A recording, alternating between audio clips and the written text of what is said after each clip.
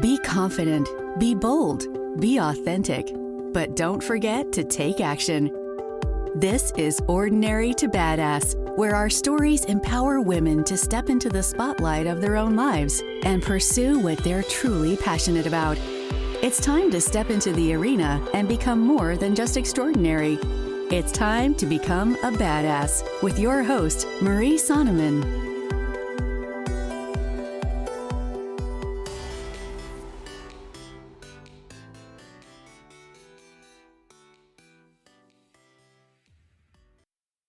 Welcome to Ordinary to Badass, episode number 306.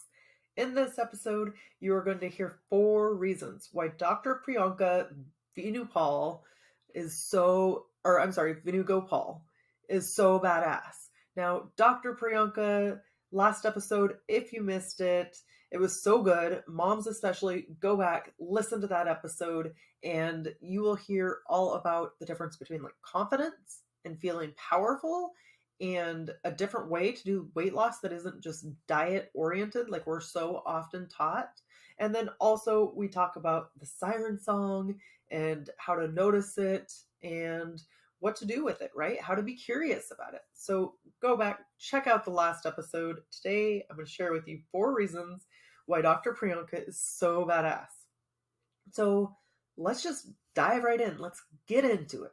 Okay, so the first reason why she's so badass is because she recognized the obvious yet subtle thing that's limiting her power. Now, so often we think that, excuse me, I still have the COVID cough, so that's just what I'm going to call it, and it does not want to leave. So here it is, rearing its ugly face, right? All right.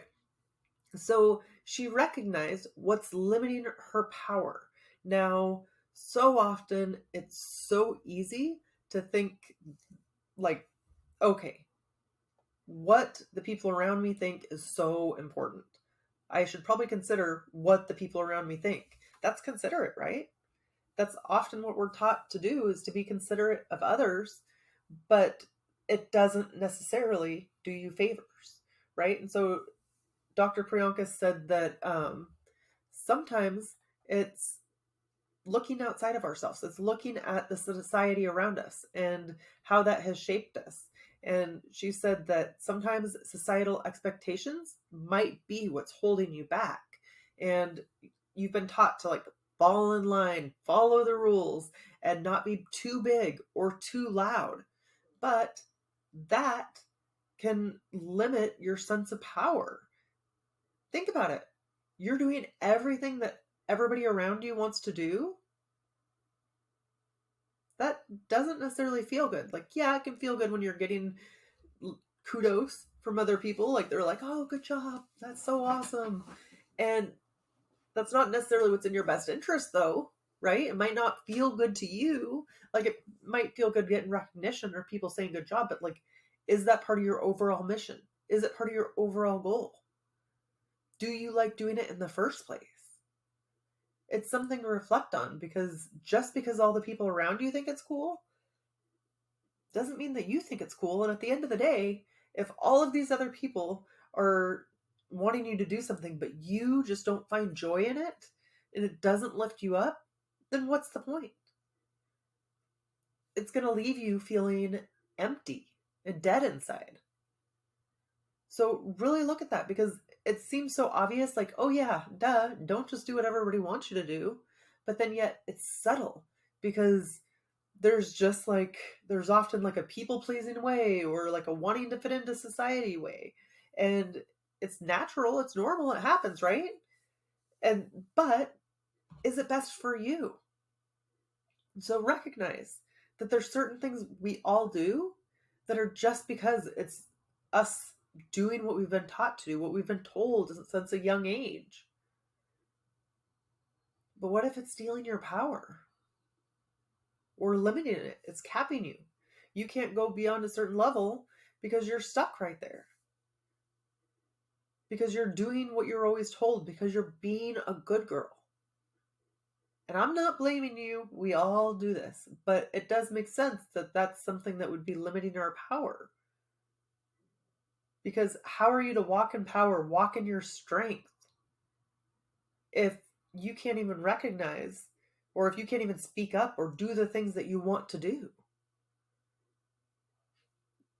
So actually that helps take down our confidence as well as take down feeling like we have any power. Okay, number 2. So the second reason why Dr. Priyanka is so badass is because of the relationship between external validation and badassery. So Dr. Priyanka said she recognized that external validation doesn't lead to feeling like a badass, but it comes from changing your perspective of yourself. And it's kind of funny because we just got done talking about external validation as far as like societal norms go and what other people think. But when we're looking for external validation, we're looking for other people to say, good job. Yeah, you should do that. That's awesome. When we're looking for that, not looking within inside ourselves, it's hard to find the answers. Or you might find an answer, but it's not the one you want, right? Internal validation, what you want, should go high above what other people want. Because it's a matter of what's going to fulfill you, what's going to help you to have a joyful life.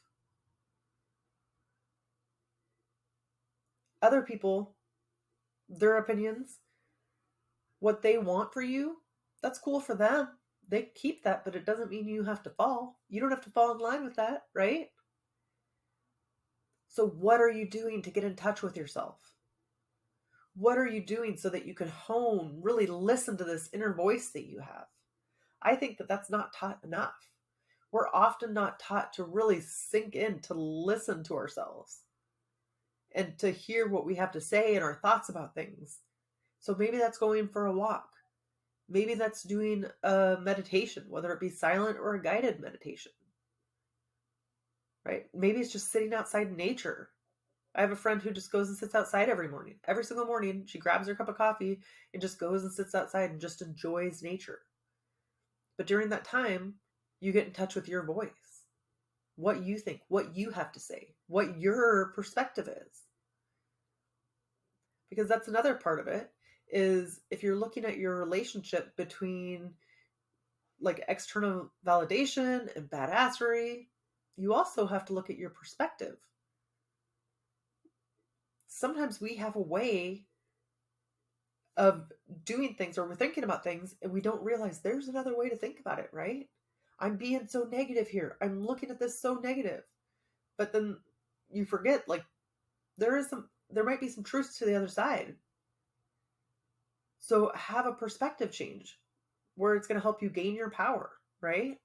Or look at different things. Well, what is true about this situation for me? What is true about the other side? And look at that. Like, you don't have to sit here and try to tell yourself lies and have this false fake positivity just to buy into it. But usually there's something you can find, some nuggets that are true. So like if you think like, oh,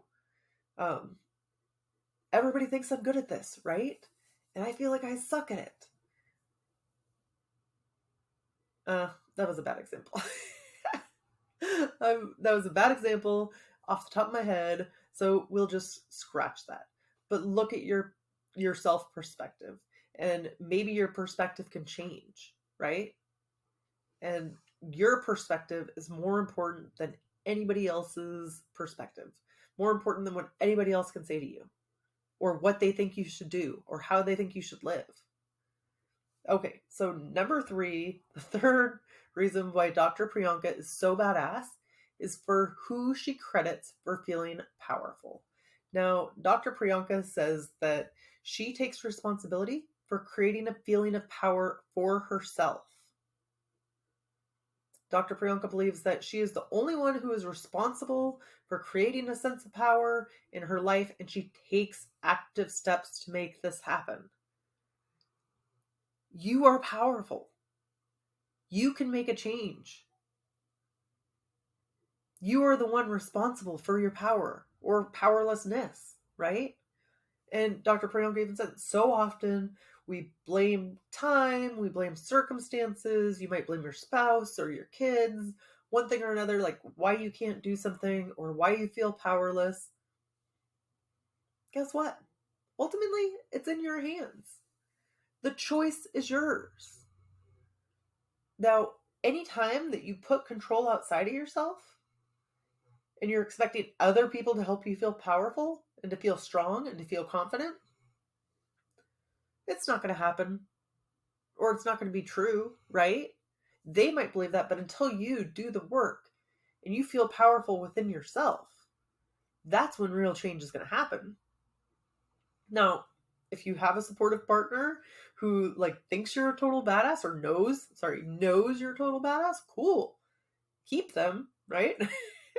But maybe they say it enough times, you start to believe it, and then you start to work on yourself. That's fine. But ultimately, at some point, it's got to come within. And how much easier would it be, instead of looking for stuff from so many other people, to just get it from ourselves? Get that powerful feeling from yourself. Don't expect anybody else to give it to you. And even then, if you're waiting on somebody else or somebody else can give it to you, guess what? What if they are gone? What if they are not around? Maybe they're out of town. Maybe they pass away. Maybe you get a divorce, whatever the thing is, right? So rely on yourself to feel powerful. Keep your own power. So in what ways are you giving away your power? Just handing it off to other people, putting it on other people, saying it's their fault, when maybe you have some part in it. And then how can you take it back? Just a teeny tiny step. It doesn't have to be some huge thing that you can do to take back your power. What's the first step you could take? Okay. Number 4, Dr. Priyanka is so badass for noticing her siren song. And so your siren song.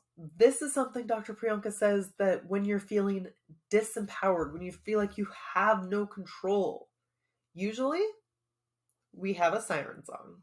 We have something that we're saying to ourselves in our head.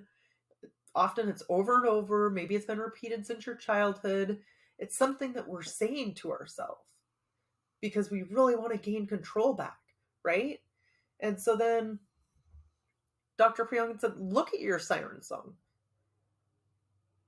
And maybe that siren song is like the way you're showing up. It's what you're doing with your behaviors. Or Dr. Priyanka said they're like indicator lights. So when you see these things where you want to control everything, where you're feeling disempowered, like you have no control, you can't change anything, you feel powerless, that's probably a better word. And she looks at them as if they're indicator lights. And indicator lights of the siren song. And so when she finds herself feeling disempowered, feeling powerless, feeling, I just said the same thing twice, but we'll go with it, like nagging her kids or her spouse, then she starts to say, okay. And she listens to her siren song, hears what she's saying to herself. And then, okay, how can I adjust this? Where is something off here? You don't have to be perfect, right? But again, every time you're trying to control other people, that's a losing battle. That's a losing game. Often, it's not going to work. The only person that you can really control is yourself. But you can't necessarily, you can't control other people. You can't control situations. So that's where it comes back to the inner work, right?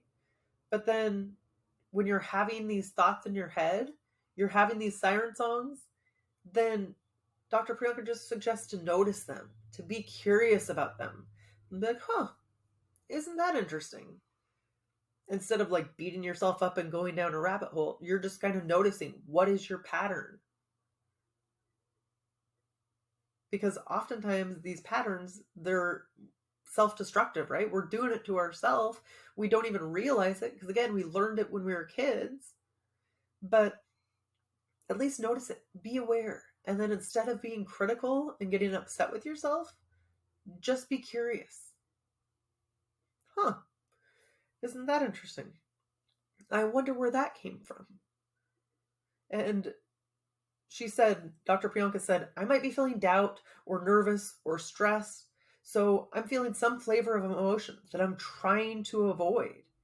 And she looks at her old habits, her old perfection brain, and how she grew up, and then just observes it, just notices it, and tries to be curious. And then, as she said, you know what? She's gentle with herself. She goes, think of catching like a baseball, and like you kind of let it come to your glove. You don't have to run and attack it and go crazy, right?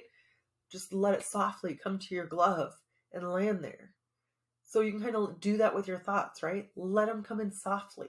It doesn't have to be hard and crazy and like attack, right? Just let it come in and observe it. Notice it.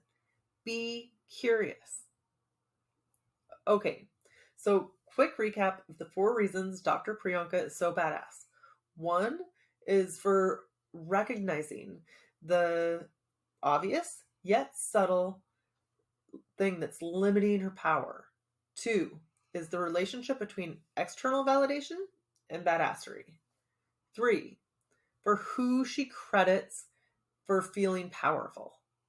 And number 4, for noticing her siren song. So I loved the episode with Dr. Priyanka. I would love to hear from you. Tag me, like put this in your stories, tag me at Ordinary to Badass, and let me know. What's a takeaway you had from Dr. Priyanka's episode? What's a takeaway you had from this episode? I want to know what's resonating with you. Is there anything you applied? What did you learn? What did you apply? This is the week after Mother's Day. It's time to take time for yourself, to do things for yourself, and really feel confident, feel powerful. Now is the time. You are a badass. You've got this. With that, we'll end our show. Tell the badass women out there staying in the arena, wherever you are, whatever you're doing, own it and get after it.